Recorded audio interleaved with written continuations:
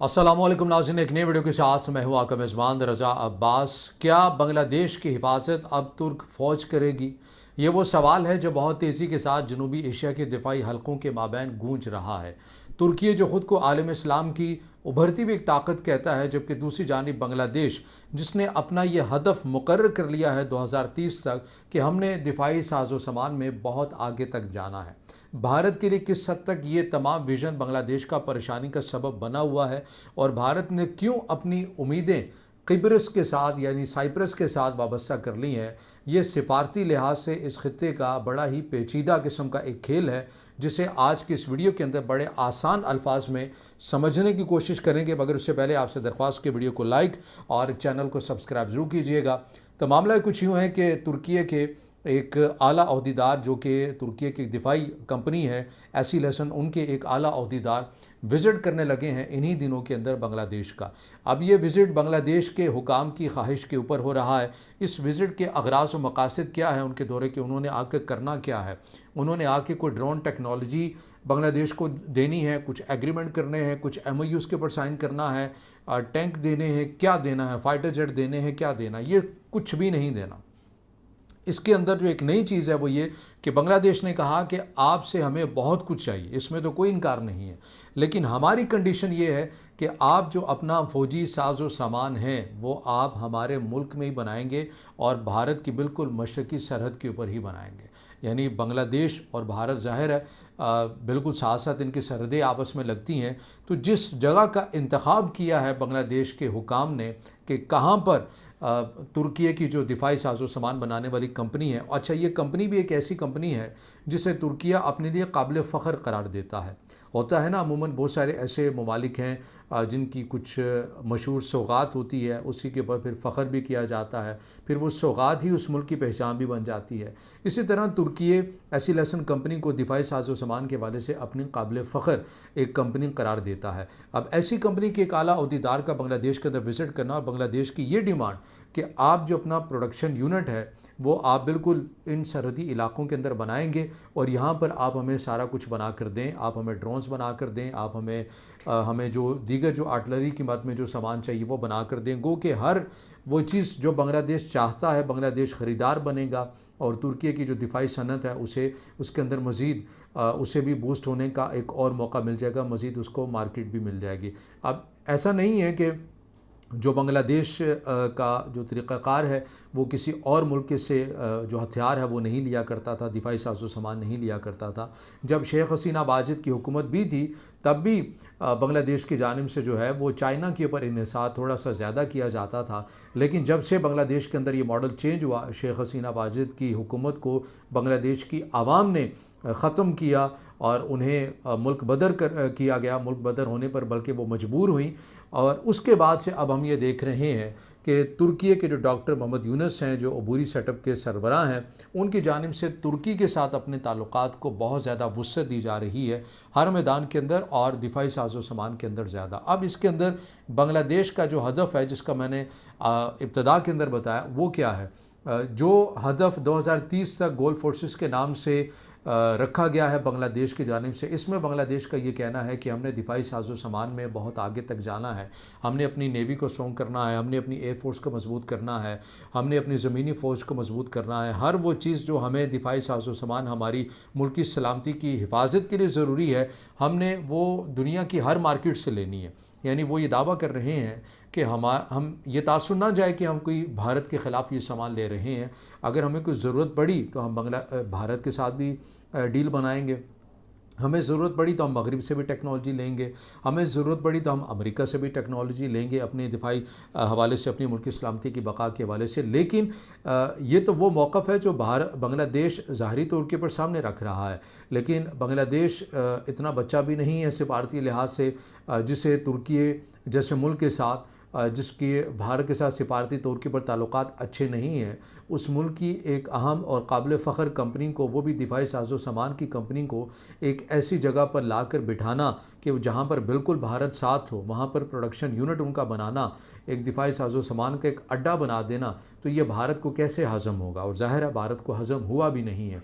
भारत ने इस हवाले से मीडिया के अंदर तो कहीं ना कहीं बातें हो रही हैं, ज़्यादा बातें नहीं होने दी जा रही, लेकिन सिफारती तौर के ऊपर पहले भारत इस नतीजे के ऊपर पहुंचा है कि वो डॉक्टर मोहम्मद यूनुस के साथ एंगेज करने की कोशिश करेगा और उन्हें इस फैसले से रिवर्स होने के ऊपर या नज़रसानी के ऊपर कहा जाएगा। लेकिन ज़ाहिर है अब एक विज़िट है और विज़िट के बाद तमाम चीज़ों को तय होना है, और विज़िट भी बांग्लादेश की ख्वाहिश के ऊपर हो रहा है, तो मुश्किल है कि बांग्लादेश इस तरह सिफारती तौर के ऊपर आपको पीछे हटता हुआ भी नज़र आए।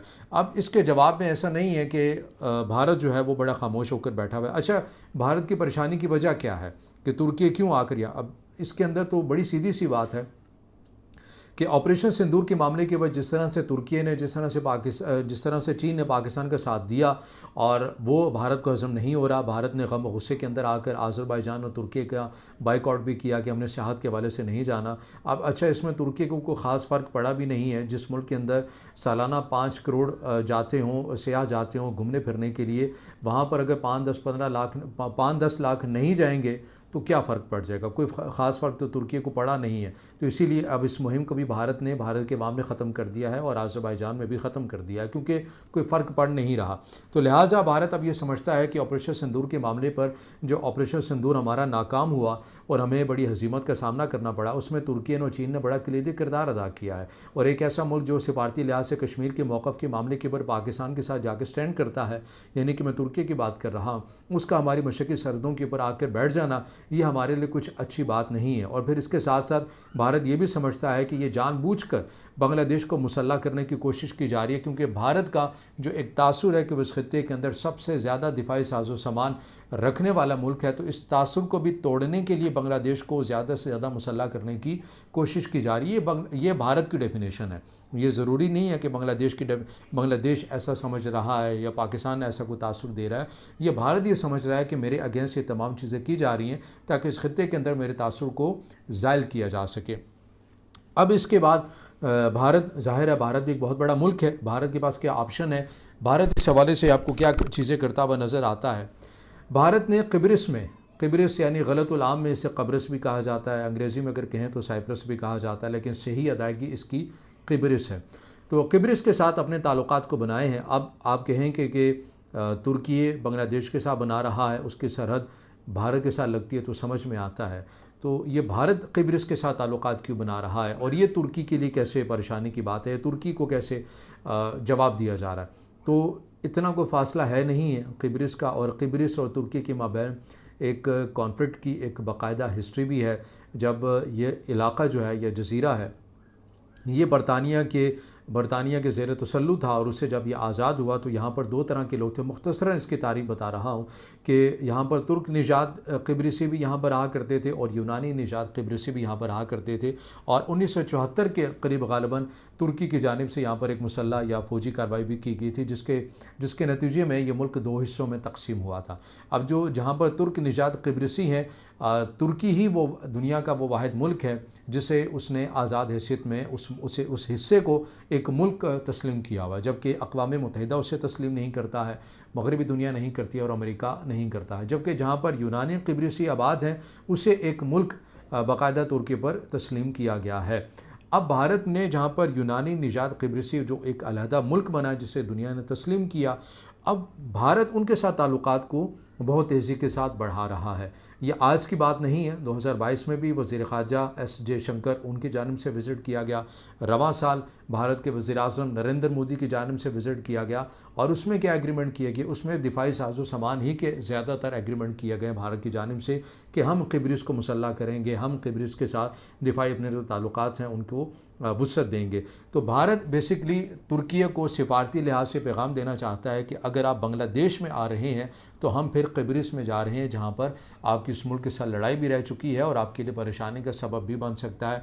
तुर्की का ये कहना है, ज़ाहिर है कि हमें इससे कोई फ़र्क पड़ता नहीं है, क़िब्रिस अभी इतना हुआ नहीं है कि वो हमसे मुकाबला कर सके। वो अलहदा बात है कि यूरोपीय यूनियन का हिस्सा है क़िब्रिस, जो यूनानी निजात जहाँ पर ज़्यादातर रहते हैं, तो परेशानी की बात तो मुमकिन तुर्की पर हो सकती है, लेकिन बहरहाल तुर्की का ये कहना है कि हमारे लिए कुछ ख़ास फ़र्क नहीं पड़ता है। हम बांग्लादेश को उनकी डिमांड के मुताबिक जो वो चाहते हैं वो चाहेंगे, हम उनको ज़रूर देंगे। जबकि भारत इस एंगल से देख रहा है कि इस खित्ते के अंदर तुर्की, चीन, पाकिस्तान मिलकर मेरे इस तासुर को ज़ायल करने की कोशिश कर रहे हैं और मेरे आसपास ये तमाम ऐसी चीज़ें करके और तमाम ममालिक को अपने साथ मिलाकर मेरे लिए मुश्किलात खड़ी कर सकते हैं। तो ये वो तमाम पेचीदा खेल एक बना हुआ है इस खत्ते के अंदर, जिसे आसान लफ्ज़ों में करके आपको समझाने की कोशिश की है। अब इससे जुड़ी जो भी अपडेट आएंगी आपको इसी प्लेटफॉर्म से आगाह भी करेंगे। अगर आप समझते हैं कि वीडियो मालूमाती है फिर इसे ज़रूर लाइक भी कीजिएगा, कमेंट्स में ज़ाहिर ख्याल कीजिएगा और चैनल को सब्सक्राइब ज़रूर कीजिएगा।